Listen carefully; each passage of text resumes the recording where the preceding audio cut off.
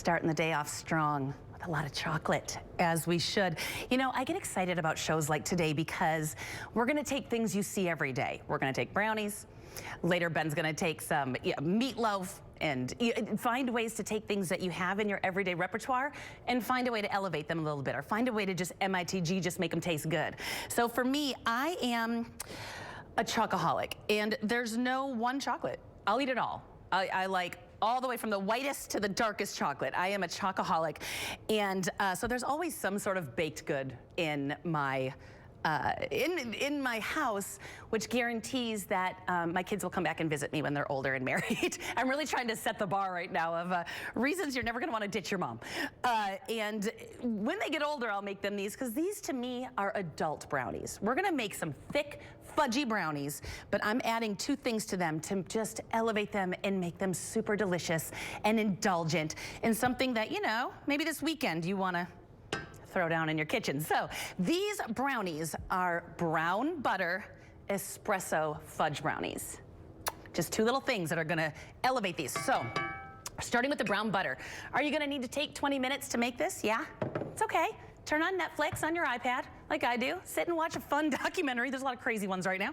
And just gently stir some butter until it gets super nutty and brown. I'm actually gonna move it to a glass container here so you can see the color we're looking for. So just nice and slow to get that really nutty brown, and it makes your whole house smell incredible. So good. So now I've got some chocolate chips here. I'm using dark chocolate chips, whatever you like. And I like to use mini because then they just melt a little faster. But if you only have regular chocolate chips, no big deal.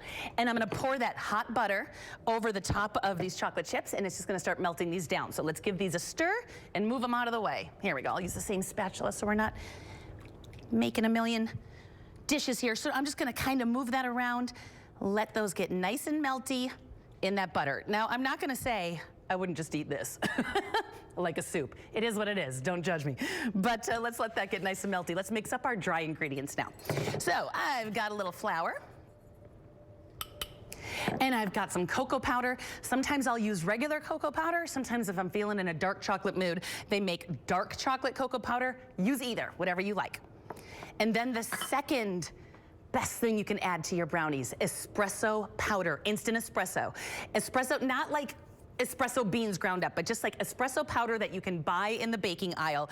What happens when you add coffee to chocolate is it just takes chocolate from like a 75 and brings it to 100. Like, it just brings out all the flavors of chocolate. So these aren't gonna necessarily taste like coffee, but it is going to amplify the flavor of the chocolate and just make it taste even fudgier than it is.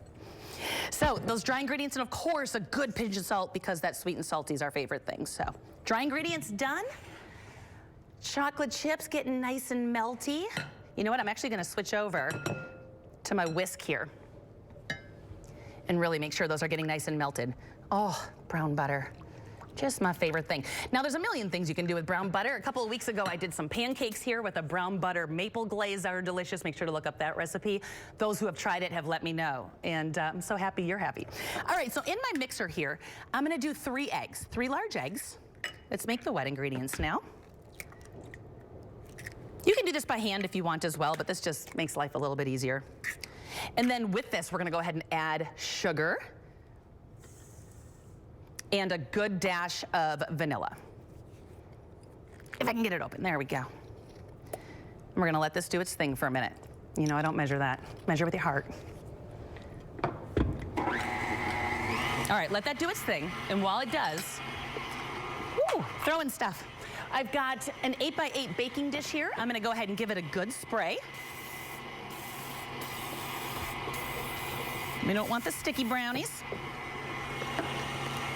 I always let this run for a minute and then do the good scrape at the bottom, just to make sure no sugar is sticking down there. And then do it again and let this run for just a minute. And we'll see how our chocolate's doing. Is it completely melted? Sure is. Not drinking this on camera because that's rude. At home, I might be dipping a spoon in this. So now what I want to do is I want to go ahead, we got our wet ingredients that have combined we're gonna start just getting in the brown butter and the chocolate. Nice and smooth. Beautiful. Now we have our dry ingredients on deck. I don't add those when that's going because they have blown up in my face too many times. So give that a good scrape. That is nice and combined. Now I'm gonna add the dry ingredients in. This couldn't be easier. I'm telling you, the only high maintenance part about this really is the brown butter, and it's just sit and stir. It's so easy. Slowly. I got my prepared baking dish here. All right, we gotta do the scrape, right? I just want this to barely come together. We want these nice and fluffy, not too dense. Although I'm a person, you could never tell me that a dessert is too rich. If someone's like, oh, that's too rich, I can't eat that, I'll eat 4. Like, the richer, the better for me. So now we're talking. All right, so now we got this beautiful brownie batter here. I'm not wasting any of this. I'm just gonna make sure it tastes good. Oh, thank you so much. We're gonna pretend we're putting this over here, Sarah, but I'm just gonna lick this later. Don't clean this. Don't clean that. All right, let's go ahead and get our brownie batter in, and we're just gonna bake this for check it after about 28 minutes. They're gonna be nice and fudgy, but they're still gonna be nice and firm on top. So when it stops jiggling and a toothpick comes out relatively clean, I still like it when it's a little bit fudgy though, so. All right, we're gonna get this in the oven. Don't waste any of this. In the oven, couldn't be easier. That brown butter's gonna add that warm toasty flavor. That espresso's gonna bring out all those flavors of the chocolate. Oh, and look it. Better than jewelry, people, better than jewelry. Just, look how thick those are. Can you see this? Look at that. There we go. Look how thick those are. These are some thick, rich brownies. For me personally, if it's like date night and it's just my hubby and I'm cutting these up, I'm putting them in a bowl, and I'm doing some sort of like mocha fudge ice cream over the top. I want like coffee on top of brown butter.